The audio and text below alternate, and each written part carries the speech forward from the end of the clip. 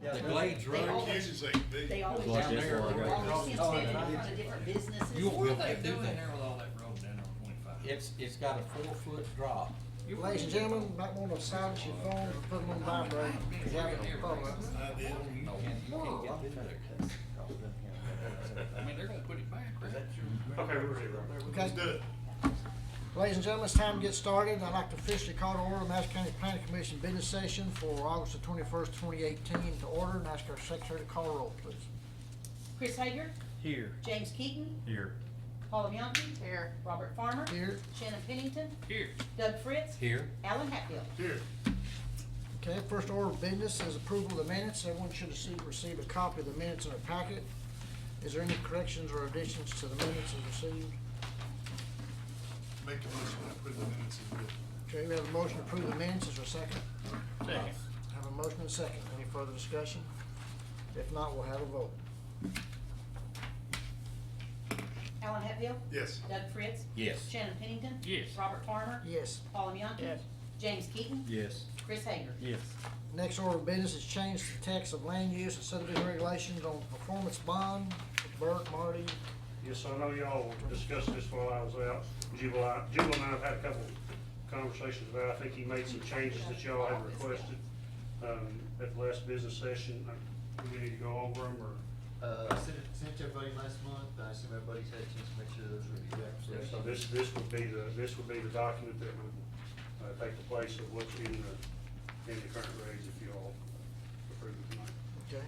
Is there any questions or comments about the revision of the performance bond? If not, I'll open the floor for a motion. And this will be a recommendation to the fiscal court. Yes, okay, we'll do. I'll open the floor for a motion.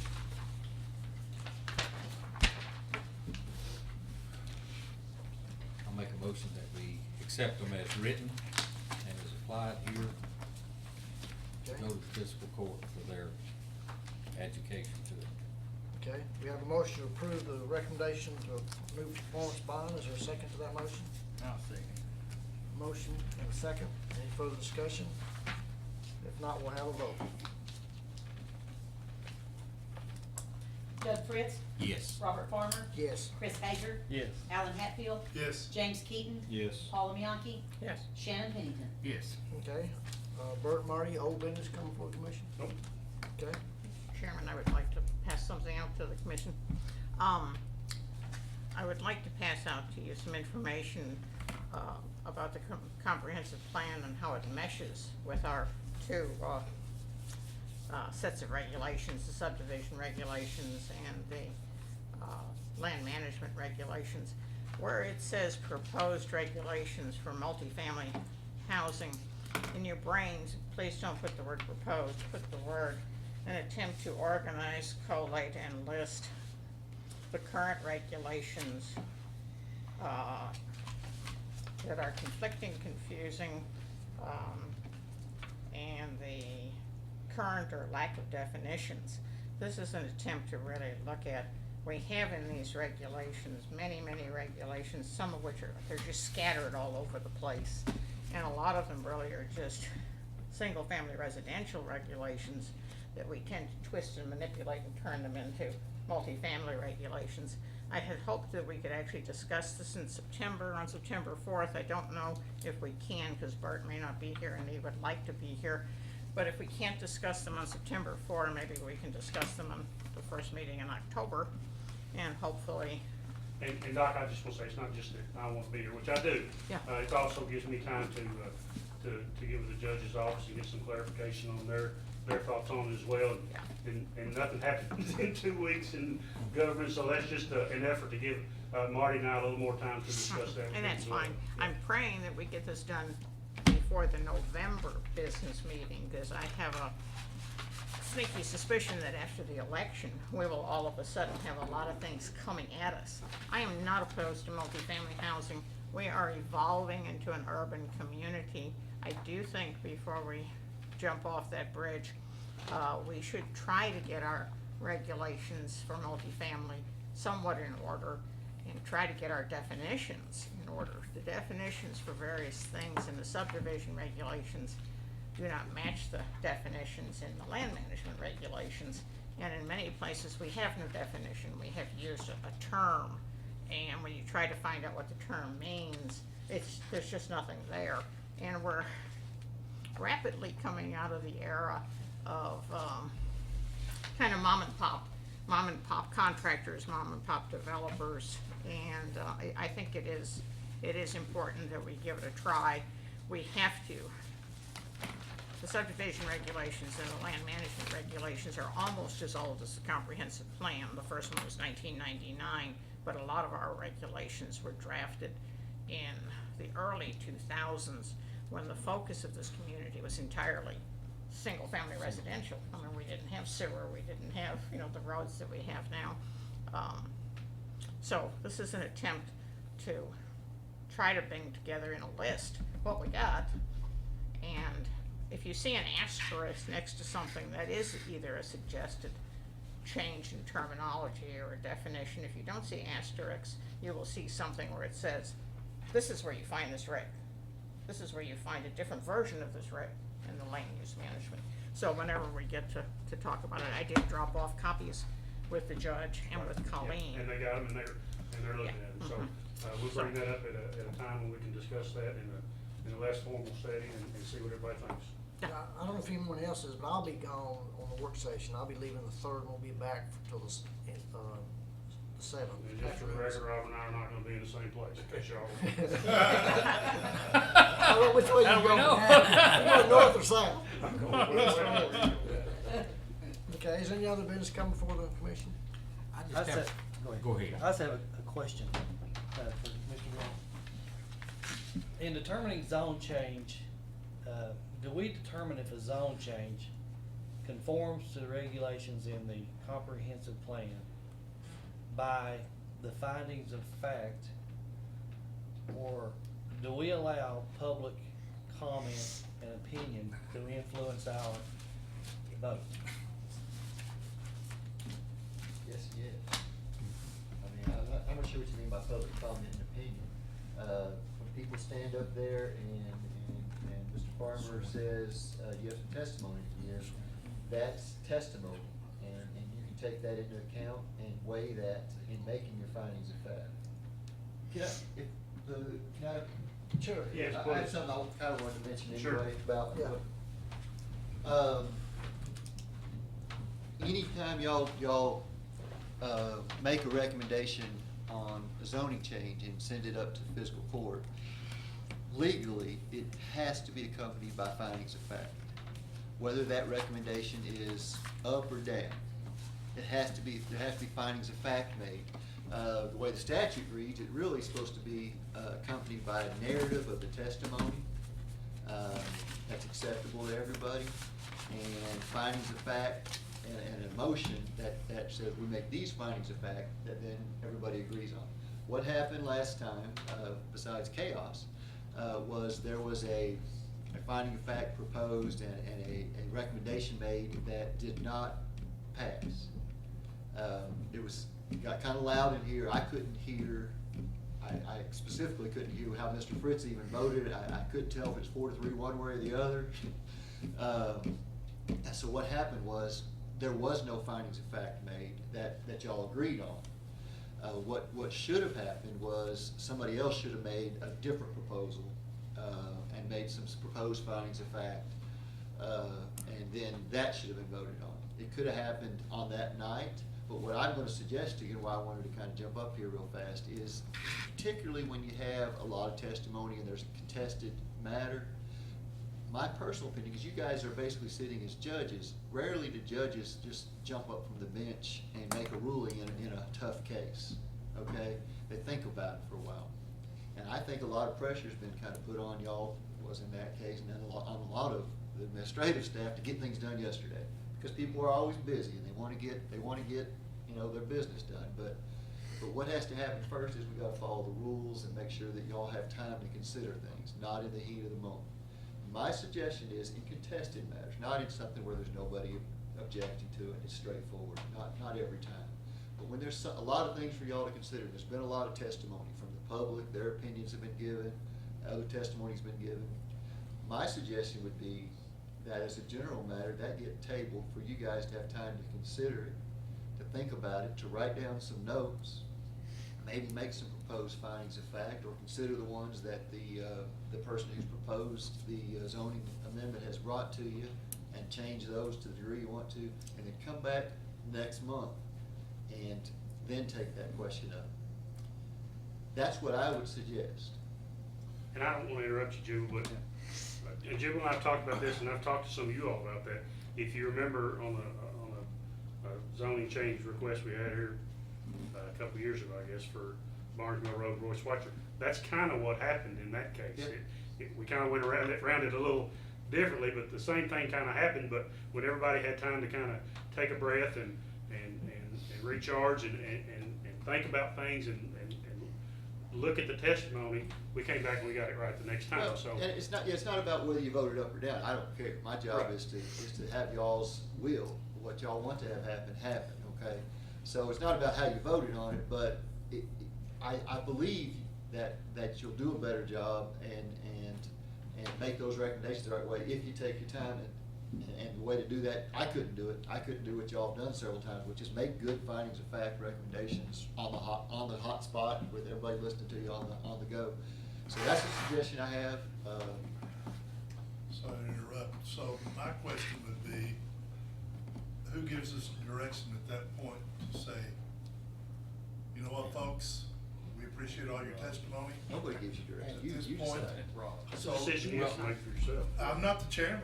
Well, no, but anybody Make a can make motion. that motion. Anybody can. You can make a motion anytime you want, you don't have to get a Motion judge. to So we table. can make a motion, so before we, When Robert opens the floor for a motion, It could be a motion to table it for 30 days until. Just discuss it, and And the- table it, and then it'll just be old business that comes back on the next. so we are not required to tell the public that we're thinking about tabling this Up front. up front. No, I don't think we know we No, are. I think you don't think so. necessarily, I don't necessarily think you are Well, when we thinking read, about we doing all it. read the stuff that's coming down the pipe. Yeah, what You know? and what Jill was saying is, you don't know until you get in here that night whether you're gonna have a room full of people against it, or like tonight. Well, it'd be wrong if you did. Yeah. You're supposed, and then it goes back to your question, which is really, I was trying to. No, get he to had it. an excellent question. The only thing, and it'd be very important if you do table it, to bear this in mind. The only thing that should bear on your decision is what's said in here in front of everybody while the thing's being taped, okay? So that includes, it doesn't have to be somebody under oath. It includes things that Bert and Marty say, whether they're under oath or not, that's information you can take into effect. Right. It includes the attorney making his arguments, but I don't know if you remember, Miss Eves came in here a couple times, I tried to kind of push her towards, put some evidence forward, because those I are do arguments, remember they're that. not testimony. It includes people coming up to testify for things, like when Mr. Wheatley comes up here and testifies, or the property owner comes up here and talks about it. And it also includes the opinions or statements of the public who get up here. It doesn't include them yelling out in the crowd and cheering and all that stuff. Yeah, I know. That's not something.